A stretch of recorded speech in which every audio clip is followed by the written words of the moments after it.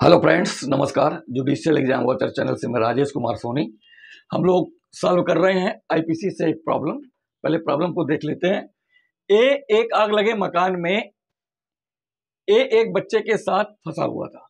एक आग लगे मकान में एक बच्चे के साथ फंसा हुआ था। यद्यपि कुछ लोग बच्चे को बचाने के लिए कंबल लिए खड़े थे।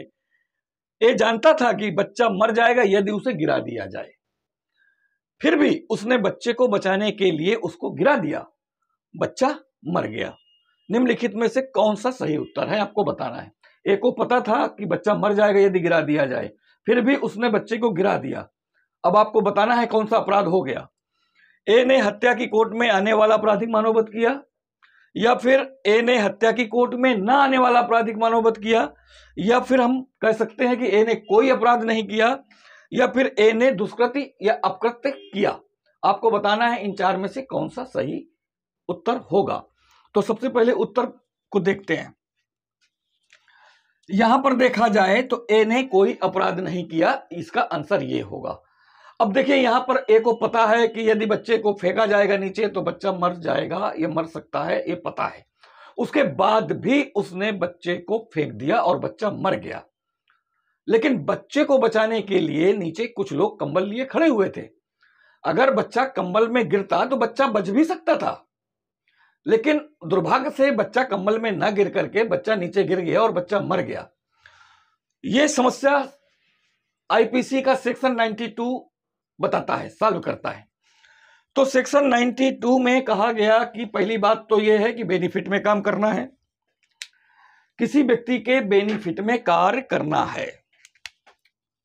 यह बात तो कोई भी कार्य बेनिफिट में करना है। दूसरा, वो कार्य गुड फेथ में करना है।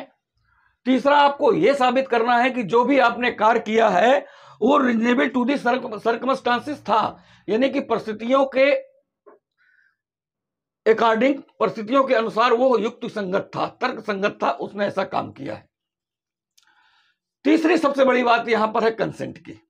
यहां पर कंसेंट सेक्शन 92 वहां लागू होती है या ये बात करती है कि जहां उस व्यक्ति की जिसके लिए कार्य किया जा रहा है या उसके विधिक संरक्षक की सहमति लेना असंभव हो, या फिर सहमति लेने का समय ही ना हो, या वो सहमति देने में सक्षम ही ना हो, वहां पर उस व्यक्ति के फायदे के लिए गुड फेथ में ऐसा काम किया जा सकता है कि जो उन परिस्थितियों में युक्ति संगत हो, तर्क संगत हो।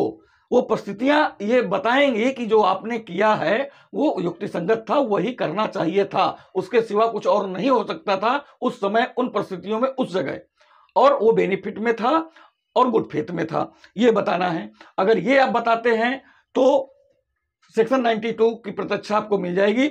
यहां पर आप देख सकते हैं, एक आग लगे मकान में एक बच्चे के साथ फंसा हुआ है। यद्यपि कुछ लोग बच्चे को बचाने के लिए कंबल लिए नीचे खड़े हैं। ए जानता था कि बच्चा मर जाएगा यदि फेंक दिया जाए, फिर भी उसने बच्चे को फेंक दिया, बच्चा मर गया। ए ने बच्चे को इसलिए फेंका कि शायद बच जाए। अच्छा, ए यहां पर बच्चे की सहमति ले नहीं सकता, ऐसी स्थिति परिस्थिति में है, और बच्चे के जो विधिक संरक्षक हैं उनकी भी सहमति लेना उसके लिए असंभव है। यहां पर ये बातें हैं। उसने तो गुड फेथ में काम किया कि बच्चे को फेंक देते हैं, शायद बच जाए, बचने के चांसेस कम थे लेकिन फिर भी बच सकता है। अगर बच गया तो बहुत अच्छी बात है। तो इसलिए यहां पर देखा जाए ए ने कोई अपराध नहीं किया। दूसरा, सेक्शन 92 ये भी कह रहा है कि डेथ को और ग्रेवियस हर्ट को प्रिवेंट करने वाला कोई भी कार्य, डेथ को और ग्रेवियस हर्ट को प्रिवेंट करने वाला कोई भी कार्य ऑफेंस नहीं होता। ये आप देख लीजिए। तो यहां पर हम इस फार्मूले को यूज कर लेंगे कि डेथ या ग्रेवियस हर्ट को प्रिवेंट करने के लिए किया गया कोई कार्य ऑफेंस नहीं होगा। तो ये था इस एमसीक्यू का एनालिसिस। एक ही बार में आपको ये सब क्लियर हो जाएगा, बार बार दोहराना नहीं पड़ेगा। और एमसीक्यू इस तरह पढ़े भी नहीं जाते हैं, जैसे कि आप लोग पढ़ते रहते हो, रटते रहते हो, ना रटा जाता है ना पढ़ा जाता है।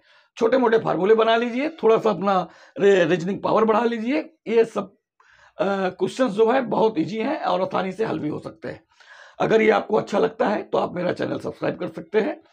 और अगर बहुत अच्छा लगता है तो आप शेयर भी कर सकते हैं, और लाइक और कमेंट करना आपकी मर्जी पर है। अगर आपको लगता है कि मुझे आप मोटिवेट कर सकते हैं तो आप लाइक और कमेंट भी कर सकते हैं। Thank you for watching.